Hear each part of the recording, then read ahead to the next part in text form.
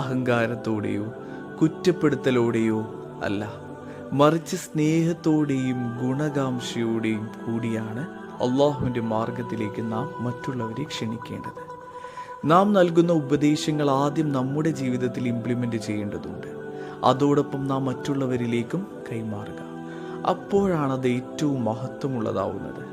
അല്ലാതെ ഖുർആനിൽ പറഞ്ഞ ഉപമ പോലെ നാം ഒരിക്കലും ഗ്രന്ഥങ്ങൾ ചുമക്കുന്ന കഴുതകളെ പോലെ ആവാൻ ഒരിക്കലും പാടില്ല.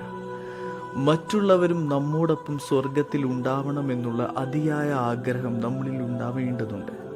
എന്നാൽ മാത്രമേ നമുക്ക് നമ്മുടെ ചുറ്റിലുമുള്ളവരെ ഗുണകാംക്ഷയോടെ കൂടിയും കുറ്റപ്പെടുത്താതെയും പ്രബോധനം ചെയ്യുവാൻ സാധിക്കുകയുള്ളൂ.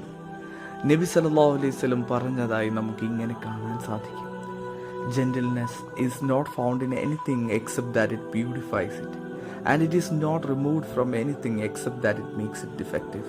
അതായത് സൗമ്യത ഏതൊരു കാര്യത്തിലുണ്ടോ അത് അക്കാര്യത്തിന് ഭംഗി നൽകാതിരിക്കില്ല. ഏതൊരു കാര്യത്തിൽ നിന്ന് അത് ഊരിയെടുക്കപ്പെടുന്നു അത് അക്കാര്യത്തെ വികൃതമാക്കാതിരിക്കില്ല.